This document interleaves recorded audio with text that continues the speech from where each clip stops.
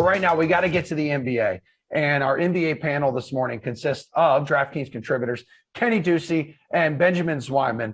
Guys, this is NBA building blocks. So which players are you starting in your DFS lineups at these positions? Kind of building around them, hence the name building blocks. Ben, you're new here this morning, at least at center. Need a big, beefy center from you. Am I new here? I feel like this morning you are. Yes, you are. Fair. I mean, you can go in one of two ways, I think. I really like Karl Anthony Towns just because the T-Wolves are playing the Kings. That game environment is really good, really high total. Cat's been playing well. He's coming off a 70-plus DKFP performance in his last game. He's 10,600, so the price isn't too bad. But there are a lot of good value plays. Isaiah Stewart, Tony Bradley in that Pistons-Thunder game. Both of them are under 4K, so I think you can make the argument with paying way down or paying way up at center. I'm gonna lean on Cat though. I think he's one of the guys that you want to get into your lineup for tournaments. Kenny, most expensive center Big Ben's going with. What about you for your building block at the position? Yeah, speaking of tournaments, speaking of value, I agree with Ben. I think there's a lot of places to get value on this slate. One place I'm looking is at center. And it's Kristaps Porzingis at $8,400. Now, on paper, you look at the Jazz, you look at, the best defense in the league, or second best, actually. Shout out to my Knicks over the last 10 games.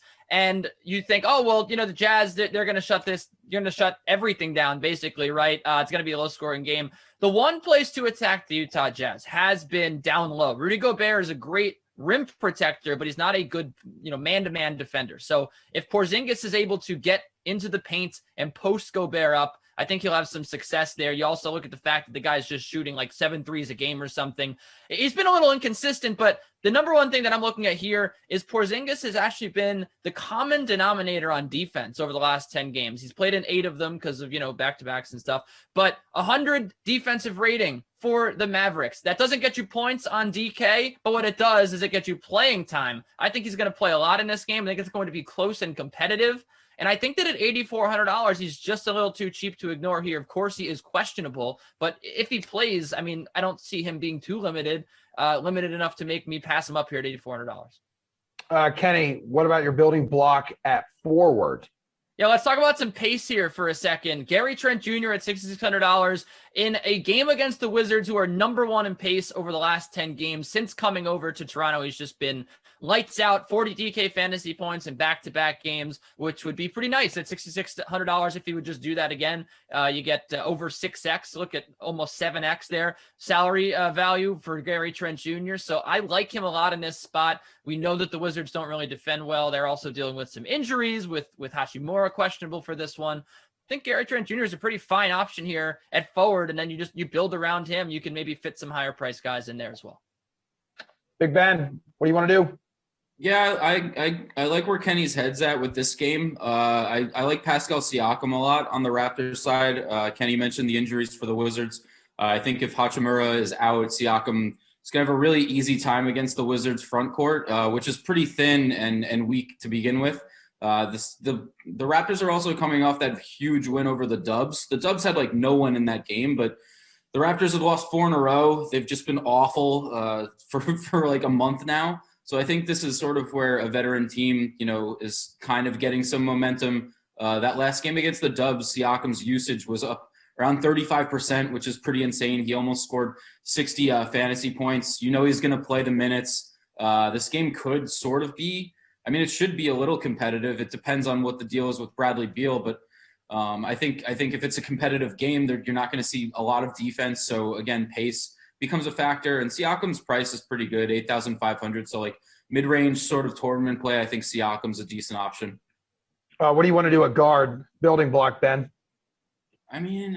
It's tough. Guard is tough for me just because, like I said, there are a lot of injuries. Bradley Beal and James Harden are both questionable, so we have 2 separate guards in those spots, right, with Russell Westbrook and Kyrie Irving. I think in tournaments you can roll out Westbrook pretty easily, even though he's 11,100, just because, again, the matchup and the pace is going to be up in that game. And Westbrook has, the ceiling for Westbrook is probably the highest among anyone on the slate, I would say.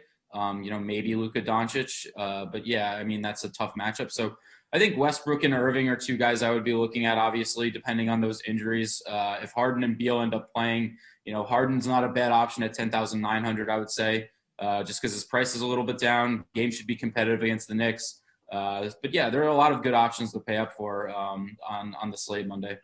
Kenny, what do you do here? 7-game slate, and you got 4 guards north of 10K. Yeah, I know that. I don't know if this is exactly what you guys want to hear with, I don't think it's a value play, but Anthony Edwards, $7,600. I just can't take my eyes off him, Emerson. He also has guard and forward eligibility, which makes him better. But D'Angelo Russell, he's coming back. He's not back yet. So get Anthony Edwards while you can. He's just been, Ben mentioned that Cat's in a pretty good matchup here. He's been the second fiddle to Cat pretty exclusively. He's scored the basketball very well. And this game is not going to feature any defense, just vibes. I don't think that that either team's going to want to stop either side. So I really want exposure to the Sacramento, Minnesota game. And I think that Anthony Edwards is the best way to do it at $7,600.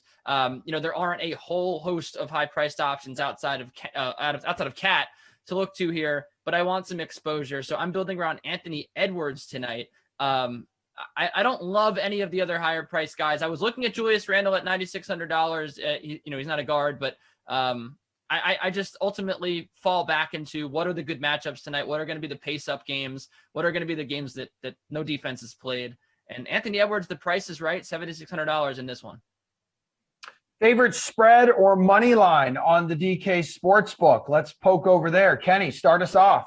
Yeah, I'm going with the Mavericks +5 here. It opened up at +6. I like the money line as well at +160. The biggest thing for me is when you look, and I wrote this down here, so I'm going to look at a Post-it note, but look, the Jazz, they're on a 9-game winning streak. That's great, right? They played the Grizzlies 3 times. When you look at the record of the teams that they played, okay, there's 6 teams. 5 of them were 97 and 147. Do you know what that winning percentage is, Emerson? What? It's 39.7%. That's very bad, okay? Then they did beat the Nets by like 40 points, but that was the Nets without Kyrie Irving, Kevin Durant, or James Harden. Alize Johnson was their leading scorer in that game. Like, garbage team, right? They haven't beaten anybody good. Now, I'm not saying the Utah Jazz aren't good. I love the Utah Jazz this year. The title aspirations are very real. But, let's slow our roll here after this 9-game winning streak. I think that they're going to be in for a little bit of a shock with how good the Mavericks are right now. Top 5 in offensive and defensive efficiency over the past 10 games. The only thing that's going to stop them here is they really haven't been very good at home. But, perhaps today, I mean, they keep it close. I certainly think that they can. And the other thing, the bench is very good for Dallas. It's been very good. Jalen Brunson's been a driving force behind what they've been able to do in the second unit. He should be more than capable of holding Jordan Clarkson in check on this Utah second unit. And I think it's a pretty close game. Ben Zweiman, what about you, dude? I don't know what that message was, but anyway, I'm just laughing, man. I'm having a good time, I'm looking at the Knicks-Nets game. Like I said, James Harden is questionable. Right now, the line is 5.5. So I think if you can get the Nets at 5.5, it's not bad. They were, I think, down at like 4.5, even 4 points beforehand. So this line has moved a lot. You're seeing a lot of line movement, and it's still really early in the day. So, again, it's sort of one of those spots where we can get the Nets at a pretty good number at home against a team that's kind of banged up in the Knicks. I know they usually play close games, but I think if James Harden ends up playing in this game, the Nets coming off a loss especially, they lost yesterday afternoon to the Bulls. The last time the Nets have lost 2 games in a row was back in like early February. And, this is the same team that's been dealing with all these injuries to Kevin Durant, to Harden. Kyrie Irving goes off the grid. So really, the Nets don't really, falter with injuries. So I think if James Harden comes back, big spot against the Knicks, I think they'll take care of business. So I like them at -5.5. The Timberwolves I'll throw out as a bonus at +4.5 too. I kind of like them against the Kings. The Kings aren't very good, and the T-Wolves. Hate the Kings. T-Wolves have actually been playing somewhat good, and like Kenny mentioned, Anthony Edwards has been playing well. I like Cat, so Timberwolves at home getting some points. I kind of like that spot too. We have less than a minute to go, so extremely quick. Favorite total in the DK Sportsbook, Kenny? Ben mentioned it. James Harden, his status is up in the air. The Knicks are banged up, but over the last 10 games, they do have the top defense in the NBA in terms of efficiency stats. I really like this game to stay under here. I think it's close. I think that the 3-point defense of the Knicks holds Harden and Irving to lower scoring numbers than we're used to seeing from them anyway. And the Knicks probably struggle to score the basketball a little bit here. So I like the under. Ben? Kings T-Wolves under. It's at 235, way too high. The teams are bad at defense, but they're also pretty bad at offense. So, yeah, under.